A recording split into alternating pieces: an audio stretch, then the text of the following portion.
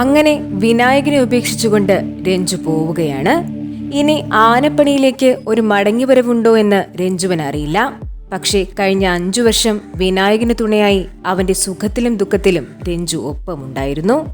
തെക്കൻ കേരളത്തിലെ പേരെടുത്ത കൊമ്പന്മാരിൽ പ്രധാനിയാണ് 10 അടിയോളം ഉയരമുള്ള മീനാട് വിനായകൻ. ഇന്ന് തെക്കും വടക്കുമുള്ള ഉത്സവപൂരാഘോഷങ്ങളിൽ വിനായകന്റെ സാന്നിധ്യം ഒഴിവാക്കാൻ കഴിയാത്തതാണ്. ഏതൊരു കൊമ്പനെയും കടത്തിവെട്ടുന്ന തലയെടുപ്പും ആരു കണ്ടാലും മോഹിച്ചു പോകുന്ന ആനച്ചന്തവും വിനായകന്റെ പ്രത്യേകതയാണ്. അവന്റെ വിജയത്തിൽ അവന്റെ പാപ്പാനായ രഞ്ജുവിനും നിർണായക പങ്കുണ്ട്.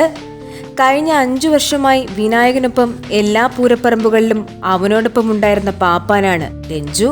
എന്നാൽ ഇപ്പോൾ രഞ്ജുവിന് മറ്റൊരു ജോലി ലഭിച്ചതിനാൽ അദ്ദേഹം ആനപ്പണി ഉപേക്ഷിച്ച് വിദേശത്ത് പോവുകയാണെന്നാണ് അറിയാൻ കഴിയുന്നത്.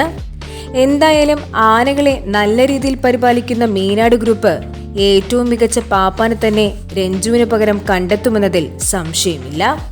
രഞ്ജുവിന് പകരം ഒരുപക്ഷെ കായംകുളം ശരത്തോ അല്ലെങ്കിൽ ബാലാജിയോ ആയിരിക്കാം വിനായകന്റെ ചുമതല ഏൽക്കുന്നു എന്നാണ് അറിയാൻ കഴിയുന്നത്.